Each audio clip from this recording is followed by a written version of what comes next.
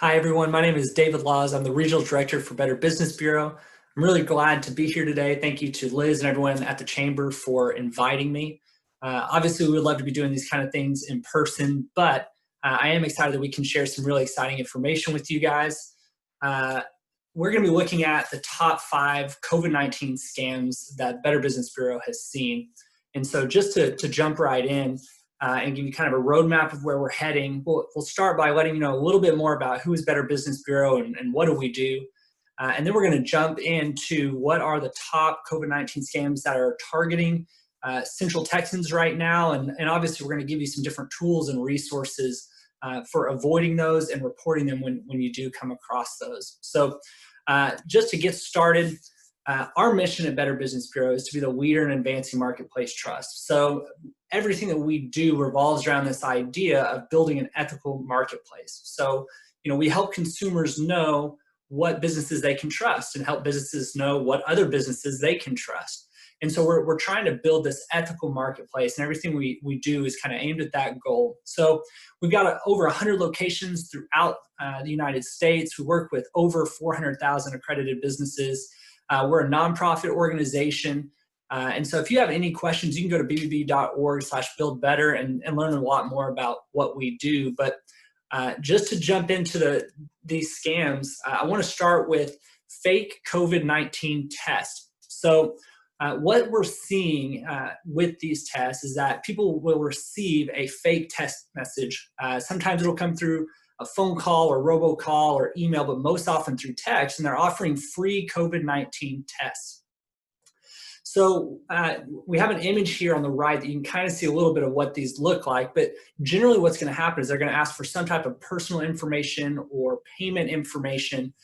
And so I want to give you 3 quick tips for identifying these and avoiding falling victim to these. Number 1, you need to remember there is no online COVID-19 test available, period. So if anyone is claiming that, you know that you're not dealing with a legitimate organization.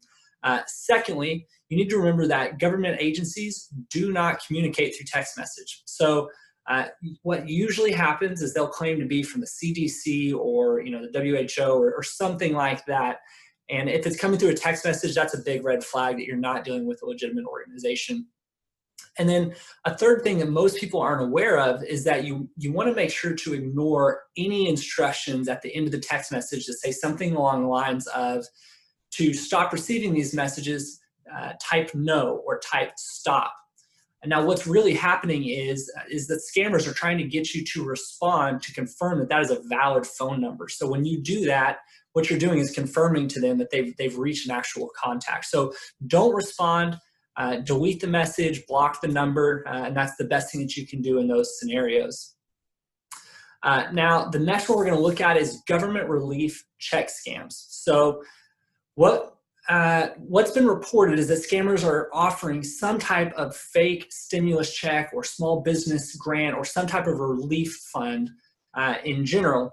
And so we've seen these through all the different mediums of phone, text message, social media. But I think the most common one that we've come across is by mail. And so you can see a picture of what these might look like.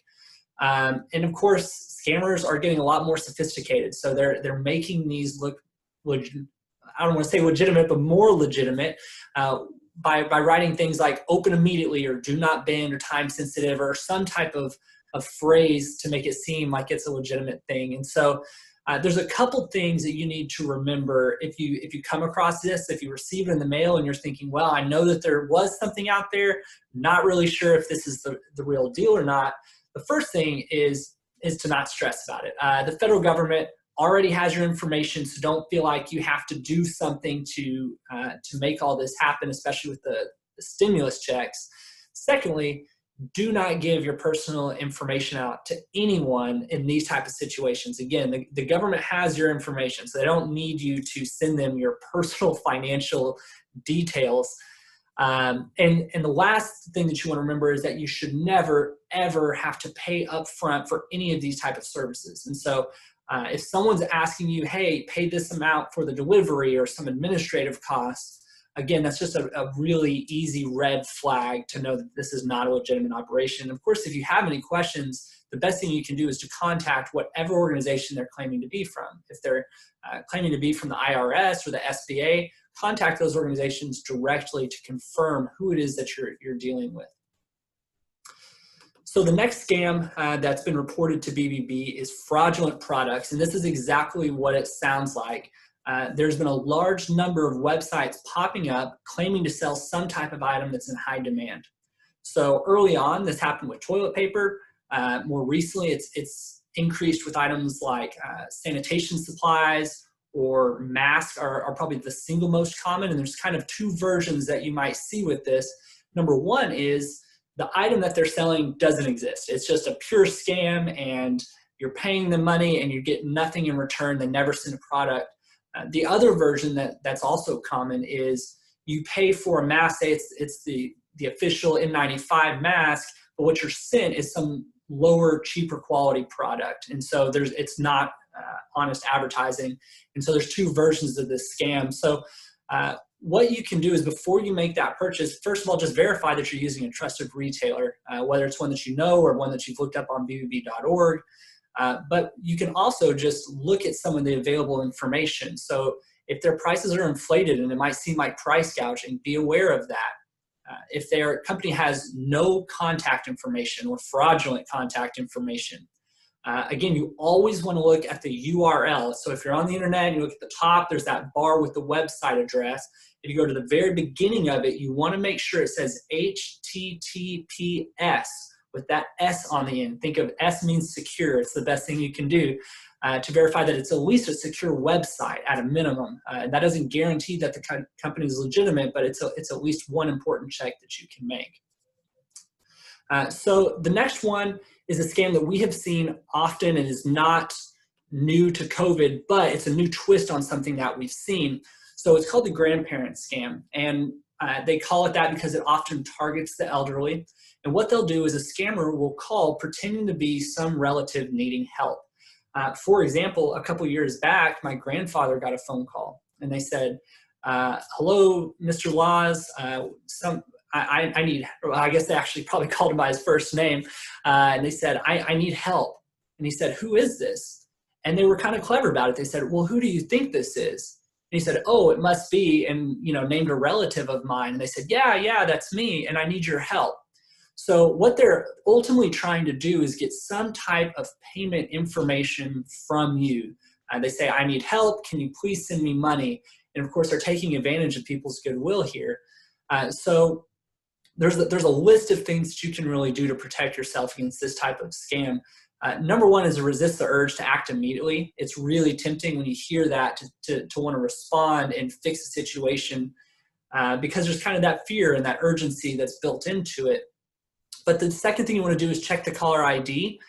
See if it's a number that you actually recognize. If if they're claiming to be a grandson and you have your grandson's number and it's not that number, that's a really easy way to identify that you're not dealing with a legitimate person. You can also check the story with friends and family. You want to be aware of any type of phrases like, make sure you keep this a secret or don't tell anyone about this. That's not something that screams legitimacy in this situation. And lastly, and this is one of the most important things really with any of these type of scams, but never, ever, ever send personal financial information or any kind of alternative payment. If someone is asking you to pay them in cash or in gift cards or prepaid debit cards or Bitcoin, if you're savvy enough to know how to send Bitcoin or wire transfers, any of those is a huge red flag that this is not a good situation. And the reason is when you send money by any of those means, it is extremely difficult to track and have return. And so be very, very cautious about any time someone's requesting that you use alternative payment methods. So the last scam, the fifth one that we're going to look at is a phishing scam. And this is unfortunately not the kind of phishing that you and I might like to do on the weekends. This is much more malicious. And again, this is another one that's not specific to COVID-19, but we've seen a new version of it come up since this situation has escalated. And what happens is scammers are going to call or send emails claiming to be from a government agency, is the one that we see most often, like the IRS, for example. But they're they're also showing up in kind of different versions. So we've seen them show up as fake charities asking for donations. We've had reports with financial relief or testing kits or fake cures.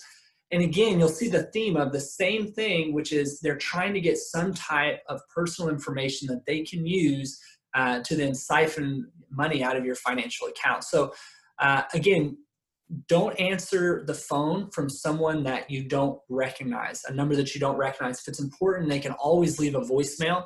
If you do answer the phone, just like we talked about in those text messages, make sure you don't say anything, whether it's a robocall or a person. If you have even the slightest inclination that this is not friend or family, be very, very cautious, because what they might say is, hello, is this Alice? And if you say yes, you've just confirmed that it's an active phone line, and so you're going to be continue to be put on their do not call list. But just by saying the word yes, you also might have confirmed something that you did not want confirmed. So the best thing you can do, if you do answer your phone, hang up right away, block the phone number if it needs to be blocked, but make sure that you don't engage with that individual, and especially not give out any personal information. So that's kind of the big picture of these are the types of activities we're seeing from scammers here at BBB. And the question that's probably in your mind at this point is, well, how do we protect ourselves? Because this is really just a subset of all the scams that we're seeing right now, are ones that are specifically COVID related.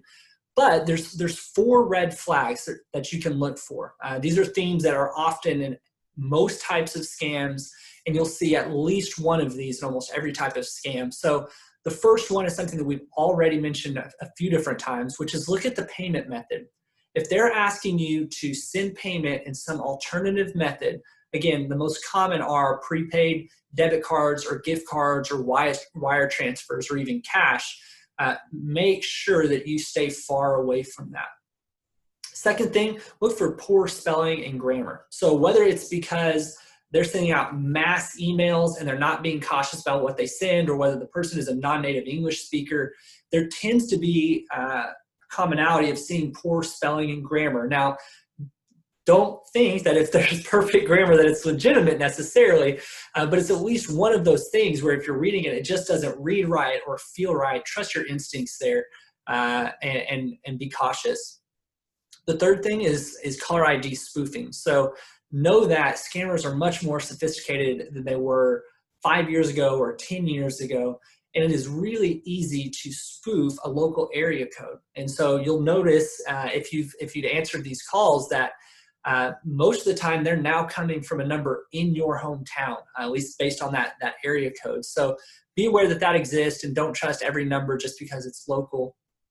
And the fourth and final thing, and this is again one of the most significant ones, is look for these pushy tactics where they don't take no for an answer. They're trying to instill urgency or fear. If you're dealing with a governmental organization, they are not going to be trying to intimidate you and scare you into doing something right that very second. It's just not how they operate. And so don't feel the need to respond immediately. If you're in that situation, the best thing you can do is hang up the phone, call back whatever organization they're claiming to be from, say the IRS, say, hey, I received this phone call and I'm trying to verify whether it was legitimate or not.